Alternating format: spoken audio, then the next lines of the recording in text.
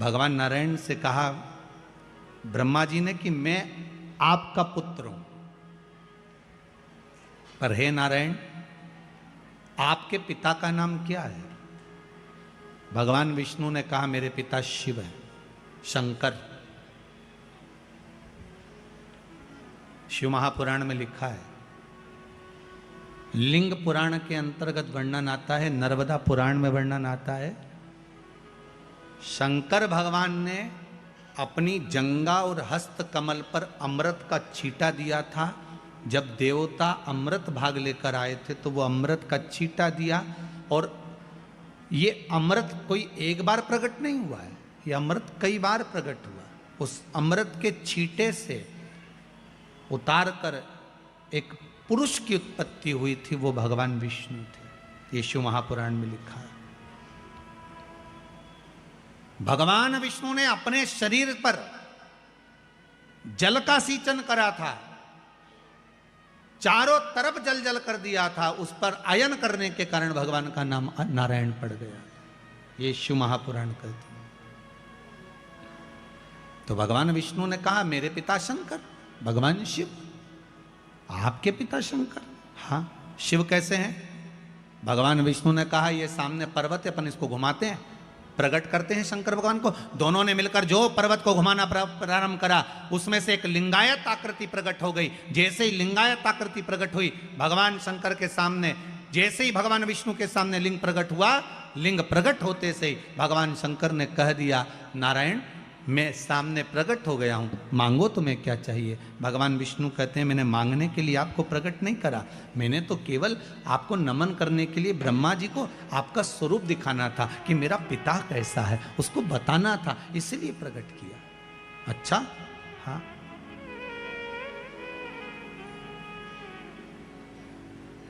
मैंने आपको इसलिए प्रकट किया।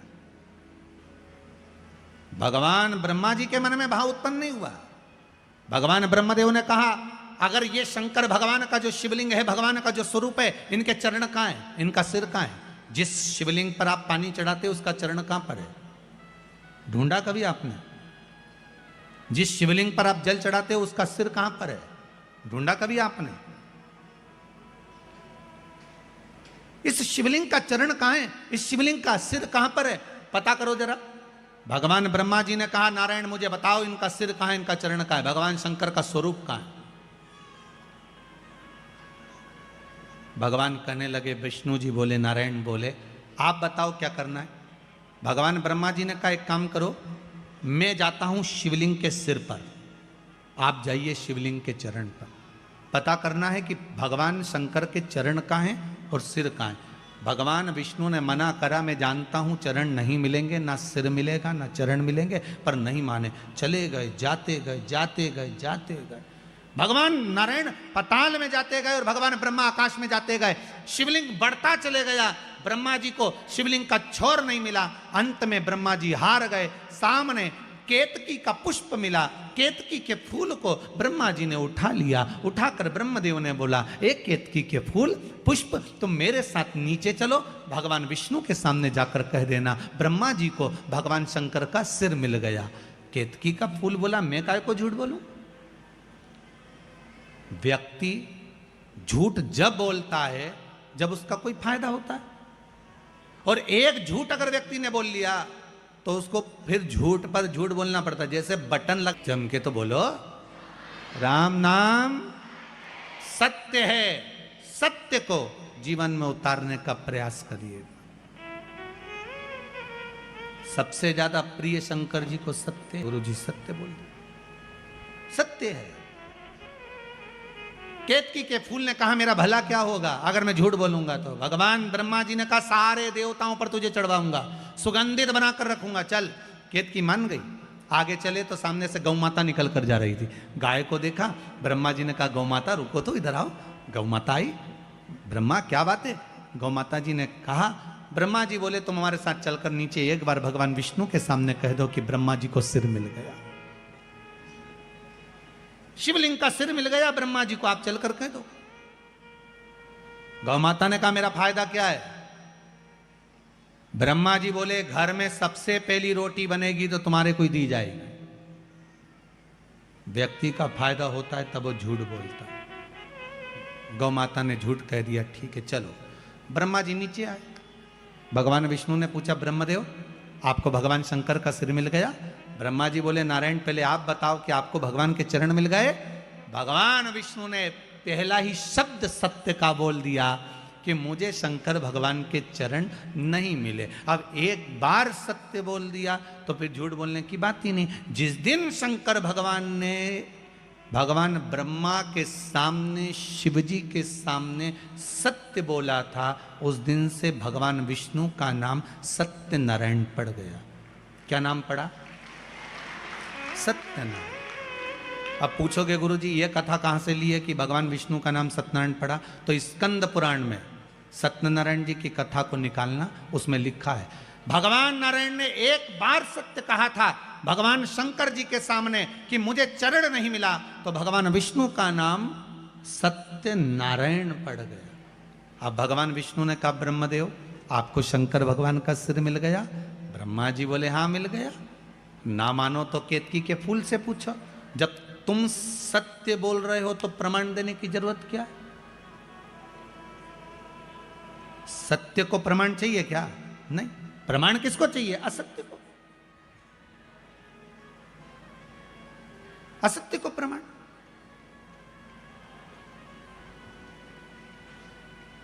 सती माता ने झूठ बोल दिया था, एक झूठ माता सती ने शिव जी के सामने कह दिया था, मैंने कोई परीक्षा नहीं ली।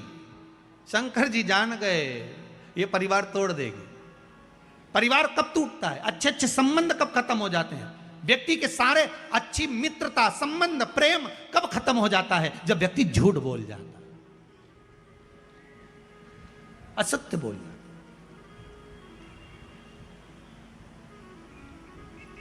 केवल एक झूठ के चक्कर में माता सती ने अपना पूरा परिवार नष्ट कर लिया, शिव के करीब नहीं जा पाई। एक झूठ ने सती माता को शिव से दूर कर दिया, असत्य बोल दी। अब आज माता भगवान ब्रह्मा जी ने कहा, मेरे को भगवान विष्णु का, भगवान शंकर का सिर मिला है। शिवलिंग में से आकाशवाणी हो गई, ये ब्रह्मा झूठ बोल रहा है, झूठ बोल रहा है। ब्रह्मा जी बोले, आकाशवाणी झूठी है, ना मानो तो केतकी के फूल से पूछ लो। भगवान विष्णु ने केतकी के फूल को हाथ में लिया और पूछा, बोल केतकी, क्या ब्रह्मा जी को सिर मिल गया शंकर भगवान का? केतकी का फूल बोला, हाँ ब्रह्मा जी को भगवान शंकर का सिर मिल गया। भगवान शिव जी की आकाशवाणी हो गई, केतकी के पुष्प। तू झूठ बोल रहा है? हे केतकी के पुष्प, मैं तुझे श्राप देता हूं, सारे देवताओं पर तू चढ़ेगा पर शंकर पर कभी नहीं चढ़ेगा। अगर एक केतकी का पुष्प शंकर पर चढ़ गया तो 1000 गौ हत्या के बराबर दोष लग जाता है महाराज। इसलिए केतकी का फूल सारे देवताओं पर चढ़ता है पर शंकर पर भूल से नहीं चढ़ता, कभी भी केतकी का पुष्प नहीं चढ़ेगा। मैं तुझे श्राप देता हूं कि तू मुझ पर कभी नहीं चढ़ सकता। 1000 गौ हत्या के बराबर दोष है केतकी का फूल अगर शिव पर चढ़ जाए तो। ब्रह्मा जी बोले, आकाशवाणी झूठी है, ना मानो तो आप गौ माता से पूछ लो। बोलो गौ माता, क्या भगवान ब्रह्मा को भगवान शंकर का सिर मिल गया? बोलो आप। गौ माता बोली, हाँ सिर मिल गया ब्रह्मा जी को भगवान शंकर का। फिर आकाशवाणी हो गई, ये गौ माता झूठ बोल रही है। भगवान शंकर ने कहा, गौ माता तू जगत की मां होकर झूठ बोलती है? मैं तुझे श्राप देता हूं गौ माता, तेरा पूरा शरीर पूजा जाएगा पर तेरा मुख अपूज्य माना जाएगा। तो झूठ बोली है, तेरा ये मुख अपूज्य होगा। गाय का पूरा शरीर पूज्य है पर गाय का मुख अपूज्य है। हिंदू धर्म में कन्यादान, वस्त्रदान, अन्नदान, स्वर्णदान, भूमि दान, मुद्रा दान,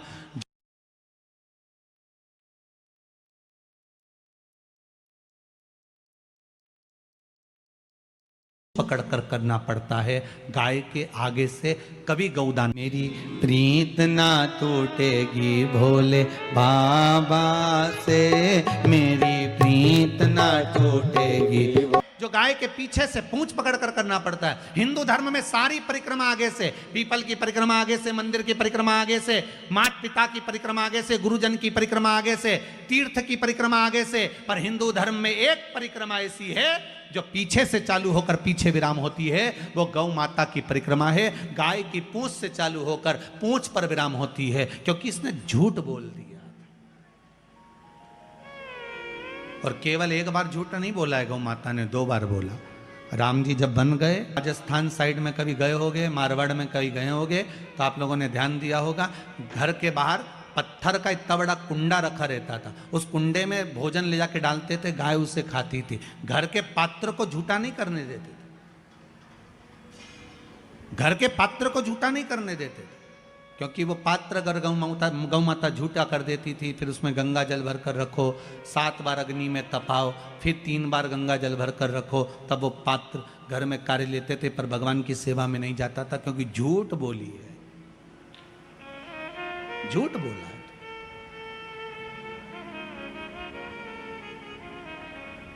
और देखिए, वही गौ माता जिसने झूठ बोला, वही गौ माता शंकर से बाद में निवेदन करती है कि दुनिया के लोग मुझे पूछेंगे नहीं, आप कृपा कर दो।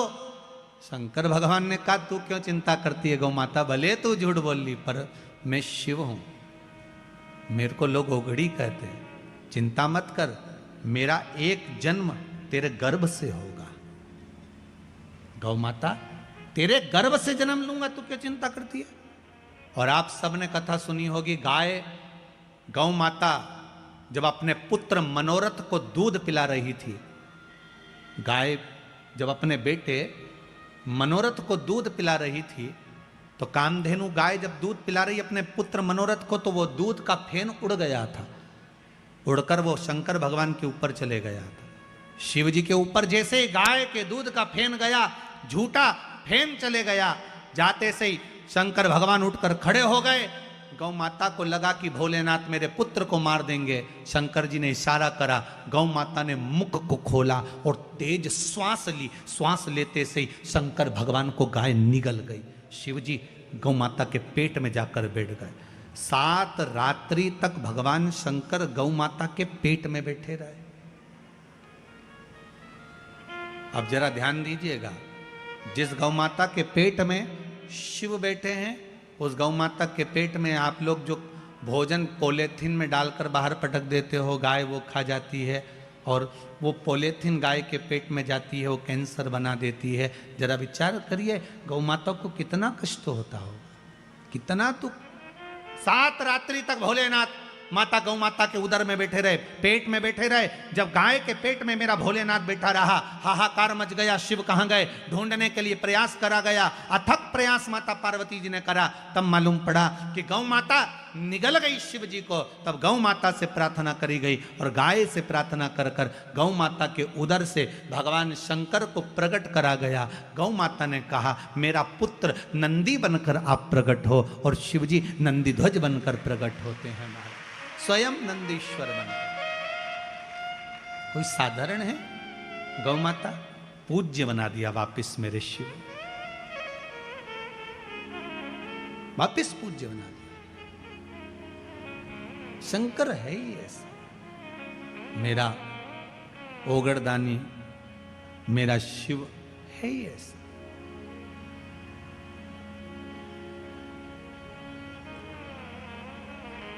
बेलपत्री में ये जो 3 पत्तियां होती हैं, कभी कभी 5 पत्ती की भी बेलपत्र होती है, कभी कभी 6 पत्ती की भी होती है, 4 पत्ती की भी होती है।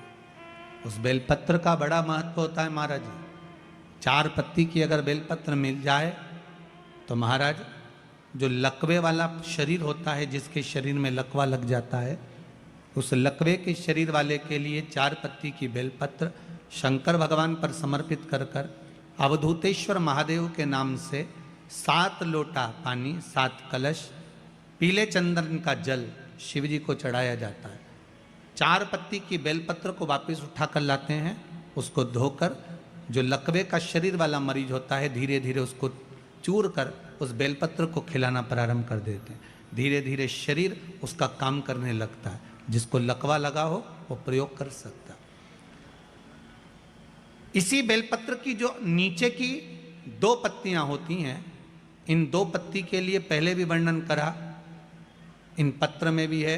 किसी माता को इंजेक्शन लगते थे, इंसुलिन लगता था, पर बेलपत्री के सेवन करने से उनको अब इंसुलिन की जरूरत नहीं है शुगर लेवल में। बेलपत्री की जो पत्ती होती है नीचे की दोनों पत्तियां, इस पर केसर से आप चंदन का तिलक, केसर का तिलक लगा लें। और भगवान शंकर का जो शिव जी के 13 बच्चे हैं, शंकर जी की 5 लड़कियों का नाम ले। जया, जम के बोलिए जया, विषहरा, श्यामली बारी, दौतली और देव। ये शंकर जी की 5 लड़कियां। इन 5 लड़कियों का नाम लेकर एक एक बेलपत्र को शिव जी पर समर्पित करना प्रारंभ कर दें। 5 या 7 बेलपत्र ले लें, उसको समर्पित कर दें, उसको लेकर आए। जब बेलपत्र शुगर वाला व्यक्ति या बीपी वाला व्यक्ति या थायराइड वाला व्यक्ति खाए तो एक एक बेलपत्र सबसे पहले नीचे की पत्ती को तोड़ ले, जो नीचे की 2 पत्तियां, इसको तोड़कर खाना प्रारंभ करे। फिर आखिरी में ऊपर की पत्ती को खाए। 3 दिन लगातार कर कर देखिए, शुगर लेवल में आ जाएगी। अभी तो कथा चल रही है, आज तो दूसरा ही दिन हुआ है। खाकर तो देखो, 4 दिन तो हम भी यहीं हैं, तो शुगर लेवल में आपको मिलेगी। शिव का स्मरण करिए। पर शंकर भगवान की 5 लड़कियों के नाम मत भूलना। पहली, जम के बोलो जरा, जया। दूसरी, विषहरा। तीसरी, श्यामली बारी। चौथी, दौतली। और 5वीं, देव। ये शंकर भगवान की 5 लड़कियां हैं जो औषधि का काम करती हैं। शिव जी की ये 5 लड़कियां औषधि प्रदान करती, साधारण नहीं है। मेरा शिव को प्रसन्न करने का सबसे सुंदर तरीका है 1 लोटा जल। पर 1 लोटा जल ना हो तो बेलपत्र, बेलपत्र ना हो तो 3 बार ताली, 3 बार ताली ना हो तो बम बम भोले। और ये भी ना हो तो अपने जीवन में दिन भर में कम से कम 1 बार सत्य बोलो। दिन भर में 1 बार कितना बोलना है? 1 बार बोल लो, बहुत है।